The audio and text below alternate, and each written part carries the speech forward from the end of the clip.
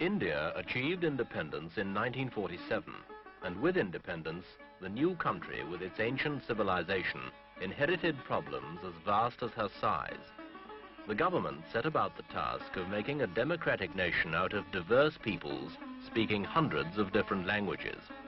Their religion was one of love, love between husband and wife, love as a means of conquering self. Unworldly, they were called.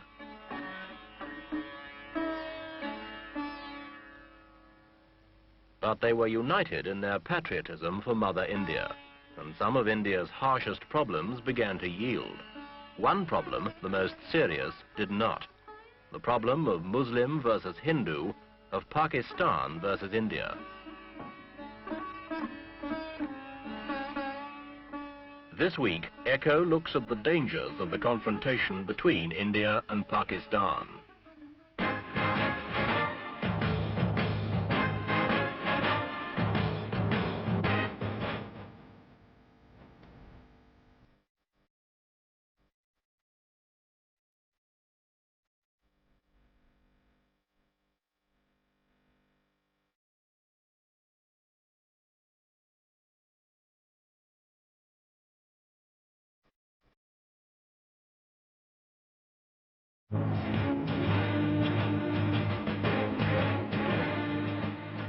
New Delhi itself, the capital of India, illustrates the achievements and the problems. A modern city, modern amenities, business life, shops, housing, employment, organization, the rule of law, care for the environment, planning, administration.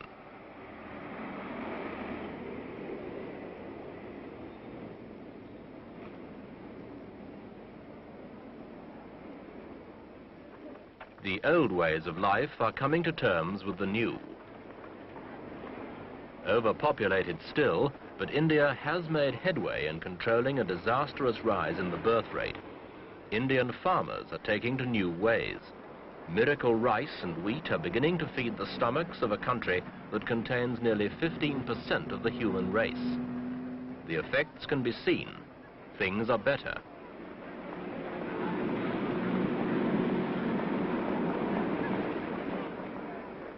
Street life continues. There is even a little left over for small luxuries.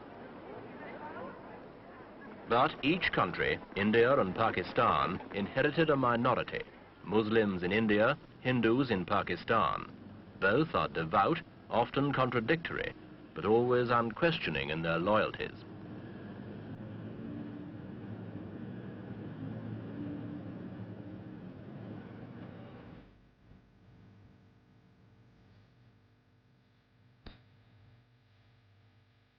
The Ganges, the sacred river of the Hindus, contains along its banks the continuing history of Hindu architecture and of Hindu devotion.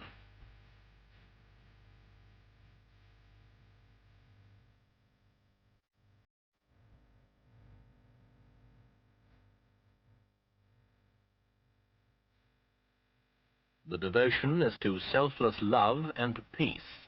The individual may achieve this.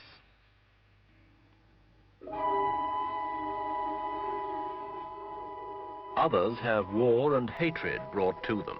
A new terror has come.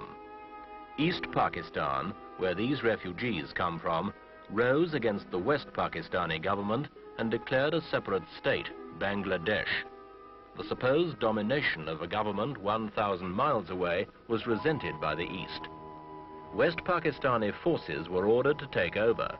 Muslim fought Muslim. There were scenes of indescribable brutality. Little mercy was shown.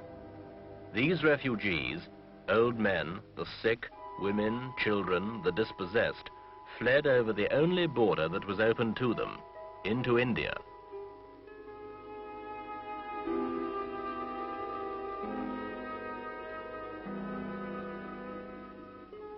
They cannot go back.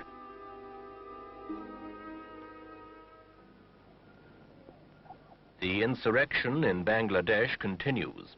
These are highly trained professional soldiers. They wear the uniforms they wore as Pakistani regulars, minus the rankings. If captured, They are under automatic sentence of death. They are fighting for Bangladesh. West Pakistan is anxious. Bangladesh guerrillas sank 4 Pakistani supply vessels in 1 week. Reports indicate little cooperation from the East Pakistani people. West Pakistan suspects Indian influence, even penetration by spies and agitators. The Pakistani government fears India may try and settle old scores, Kashmir, various border clashes, by occupying East Pakistan and setting up a puppet Bangladesh regime. Pakistan's President Yahya Khan keeps his eyes on the Indian border. Well, I'm watching it with great patience. And I'm warning the world that if they have any idea of taking a chunk of my territory in East Pakistan and think this is not war, let me warn you, and I warn the world, that this will mean war, an overall war, which I hate, I don't like. But for the defense of my country, I must then fight an all-out war. And that will mean war here in West Pakistan.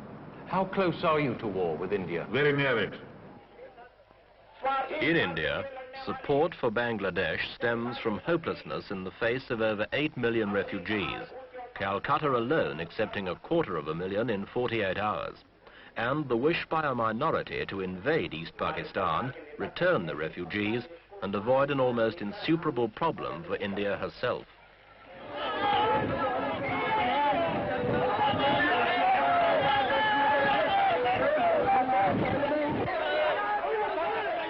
The police manage to retain control and try, wherever possible, to cool hot tempers, in line with the government's policy of Indian sovereignty and control within her own borders, while avoiding provocation to those outside.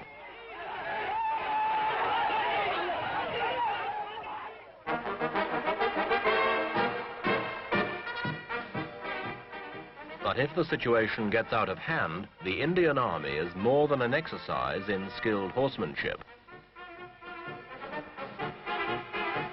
This army derives, like that of Pakistan, from the British Army. Like the Pakistanis, it uses the same drill, wears similar uniforms, and it is as well trained and equipped.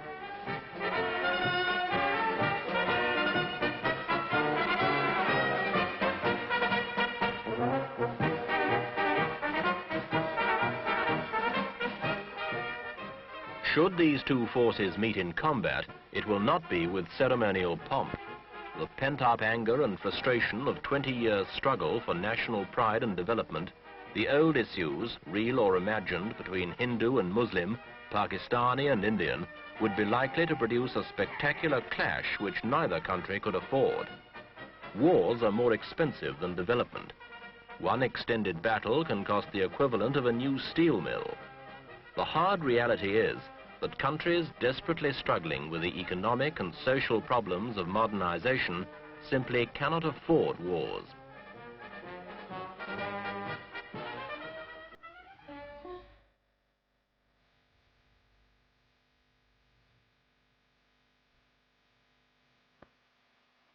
Civil war in East Pakistan, crisis in the subcontinent. The tension has spread. Allies of the two countries have tried to intervene. The signs have been ominous. Alongside modern technology, however, there remains patience, perseverance, hereditary skill. These old virtues may yet shape a new world.